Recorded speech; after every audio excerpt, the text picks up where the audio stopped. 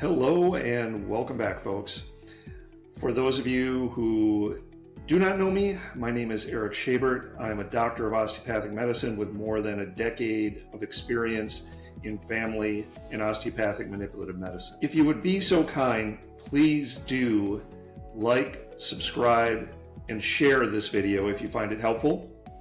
And if you would like to ask me any questions, feel free to fire away in the comment section. I do read and respond to all of my comments. All right, without further ado, I'd like to get into today's topic.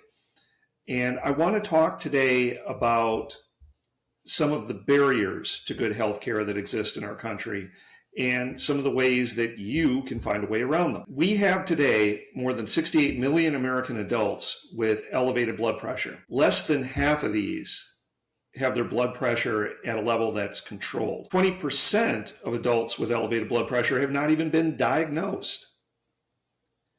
And another 30% of Americans, that is around another 60 million or so, have pre-hypertension. 69% of people who have had a first heart attack, 77% of people who have had a first stroke, and 74% of people with new onset heart failure have elevated blood pressure.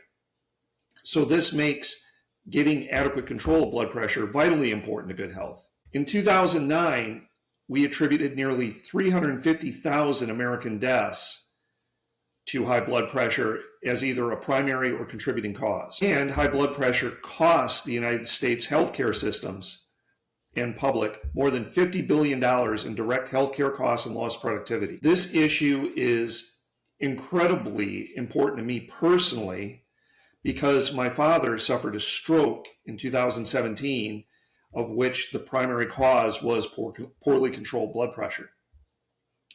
He had been diagnosed with hypertension many years before and was being treated and seeing a doctor regularly.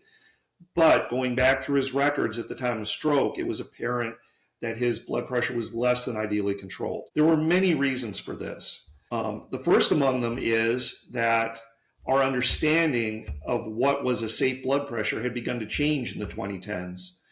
And we had begun seeing research that was suggesting a target of 120 over 80 was much more effective than our previous target of 140 over 90, which is what his doctor was shooting for. Working in primary care these days is incredibly busy. And as a primary care practitioner, you're being pulled in many directions. And it sometimes isn't always possible to stay up with the most current recommendations for treatment. And there can be some inertia to stick with treatment goals that are a little bit old and outdated. And I think this did happen with my dad, even though his primary care doctor was overall excellent and was trying his best to help my dad avoid this kind of outcome. My dad also had some fairly entrenched lifestyle habits that were less than ideal. He wasn't always exercising regularly and went through long periods where his activity levels were quite sedentary. This was in part due to health issues he was dealing with, and in part due to the fact that I think he found it difficult to get motivated to do these sorts of things, not recognizing what the real danger was. He also would make regular trips to Burger King and eat things that were probably very counterproductive in keeping his blood pressure controlled. So I think one of the things I wanted to talk about is how everyone out there can avoid a similar outcome. And these are measures I am taking for myself because of this family history to try and avoid a similar outcome. The first thing you need to do is have the capacity to check your blood pressure at home. And I would recommend this for anybody who has ever had an elevated blood pressure when they've gone to a healthcare practitioner. And that means a number in excess of 130 on the top or in excess of 85 on the bottom. If you have ever seen this, you need to be monitoring your blood pressure at home.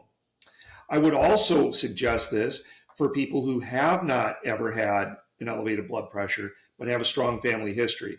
Once you're an adult, if you have a strong family history of elevated blood pressure, especially elevated blood pressure with adverse cardiovascular events like heart attacks, strokes, kidney failure, heart failure, you really need to be trying to take every measure you can to monitor your blood pressure at home. Considering you can order a blood pressure monitor off Amazon for about $26, and the only ongoing cost is replacing the batteries, there really isn't a good excuse not to keep track of this at home. Tracking your blood pressure also becomes incredibly useful for a physician when you do establish with a primary care doctor, because having those home blood pressure readings is far more informative than just seeing what your blood pressure is when you come into the office. And if we have those levels, we as physicians know how aggressive to be with you in getting medications on board to control your blood pressure. And I would encourage people to really be willing to jump in and take medications if your blood pressure is creeping up into the 130s and 140s, or into that 85 to 90 range and above 90 on a regular basis. Being more aggressive and getting the blood pressure down into the 110s over 70s can just be a lifesaver in the long term. And something to point out, the idea of having a fatal heart attack or fatal stroke, while scary, scares me a lot less than the idea of having one of those events occur and having it be disabling, or having my kidneys fail and having to go on dialysis, or having heart failure crop up and be disabled, or having dementia develop. Elevated blood pressure is also one of the primary risk factors for developing dementia. All right, so if you do see elevated blood pressure numbers at home, you need to get online, find recommendations for a good primary care practitioner who's accepting new patients, and get in with them.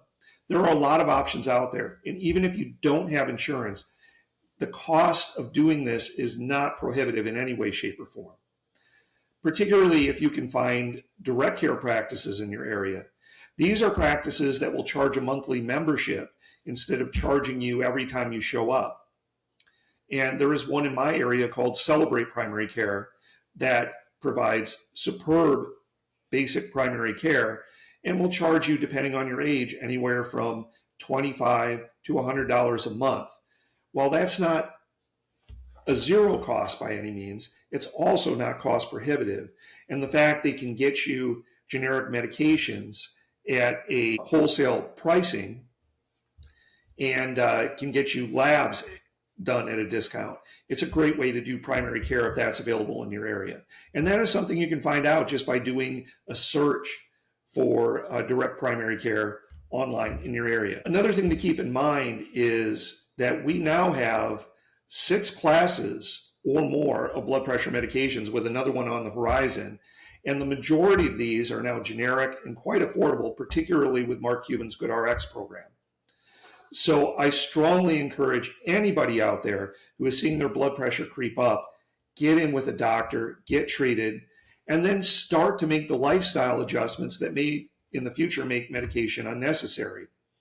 Losing weight is incredibly powerful, or losing fat particularly. If you can add lean body mass and lose fat, that can be very powerful for lowering your blood pressure, as every pound of fat you add adds multiple miles of blood vessels that your heart has to push through, therefore increasing the potential for hypertension. Also, if you can keep your sodium intake down to 2,300 milligrams daily or less, that can help your blood pressure. Regular exercise has also been proven to lower blood pressure, and not just cardiovascular exercise, but resistance training as well. Combining resistance training with zone 2 cardiovascular. And zone 2 cardio is pretty easy to define. It's getting going fast enough, whether you're on a stationary bike, whether you're walking, whether you're running. It's doing something that is active enough that you can carry on a conversation, but it's difficult. If you're doing that, you're hitting zone 2 and you are getting adequate cardiovascular exercise to try and lower your blood pressure. Meditation can also be quite powerful.